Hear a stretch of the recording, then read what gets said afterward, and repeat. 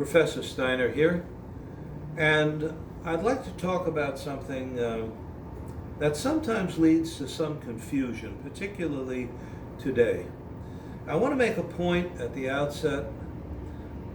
I am not a fan of the UFC or MMA. That doesn't mean I don't respect those people who participate. It's a separate thing from what we do, and in my view and in my experience, which spans more than 60 years, it's irrelevant to self-defense and close combat. So I respect people who do these things. I just don't participate, and I don't recommend it for those who are concerned solely with self-defense and close combat. Having said that, I want to address something, and that is the concept of anything goes in self-defense. I know the claim is made that anything goes in those sports, and that's why I alluded to them at the outset. Anything does not go in those sports. They are sports. It's one-on-one, and there is a list of rules which you can check for yourself on YouTube or anywhere else online. You can see there are a lot of rules attendant the MMA and UFC, and thank God there are. It's an aggressive enough sport as it is with the rules. So I'm not criticizing it for that. That's good. But let's talk about combat. You're walking down the street, or you're at home, or you're with your wife, or your girlfriend, or your children, or your family, and you are attacked. That is not a sport. And the anything goes that I am referring to means exactly that. Anything goes. I did a prolonged interview on the radio show Coast to Coast a couple of years back, and George Norrie asked me, well, would you actually gouge eyes? Yes. As soon as possible, as aggressively as possible, and I would follow up and do worse in an emergency. And I am only concerned about emergencies. This is all, in American Combato, we're concerned with self-defense. We're concerned with a soldier in combat at war. We're not concerned with sport. And when I say anything goes, I mean anything. I mean biting the face, biting a piece off of the face, gouging the eyes. I'm concerned about preventing a murder or a kidnapping or a forcible rape. This is what we're talking about. For these situations, you take a pot of boiling water and throw it in the guy's face. You pick up a twig and you rake across his face with it. You throw anything in his face to distract him and then kick him in the testicles or break his knee.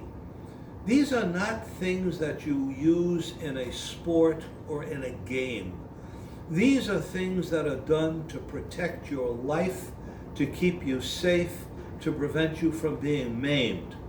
With that thought uppermost in mind, it should be clear that the idea of sport or sporting activities has no place in our philosophy.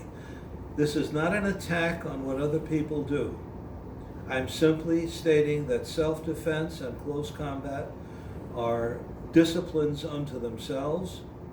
They address a type of problem that does not occur often, thank God. And this problem must be addressed realistically. You may hear that if a woman learns ju-jitsu or kickboxing, she can defend herself against a man. Maybe yes, maybe no. Women are physically weaker than men by and large. I don't mean this as an attack on women, it's simply a fact. And if a woman is attacked by a man who intends to rape her and kill her or abduct her, she has the right to take a key and gouge his eye out with it. She has the right to spit in his face, crush his throat with a blow, pick up a chair and smash it across his head. Now, these are not things that occur in sport. That they work is incontestable. Years ago, I remember watching on television Mike Tyson being led to an ambulance by two attendants, one on each side, holding him up because he was dazed and he couldn't stand.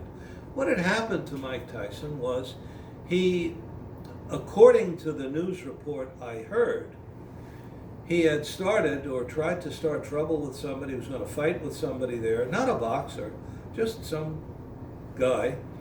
Well, the guy grabbed a beach chair and smashed Mr. Tyson across the head with it. Now, that is a perfect example of the right thing to do in self-defense. There's no doubt in my mind that if this guy stepped into the ring with Mike Tyson, he would have his head kicked in. I mean, there's no way he'd beat him. I couldn't stand around with Mike Tyson, and you probably couldn't either. And most people couldn't. Well, the point is, we're not boxers. If someone who is very strong, very large, very dangerous attacks, and we must assume in any instance when we are subject to an attack that this is a dangerous, powerful, better skilled individual than ourselves. Somebody like that attacks you, I'm going to do anything. I'm going to grab anything. I'm going to gouge his eye. I'm going to bite a piece of his face off. I'm going to tear his ears off his head.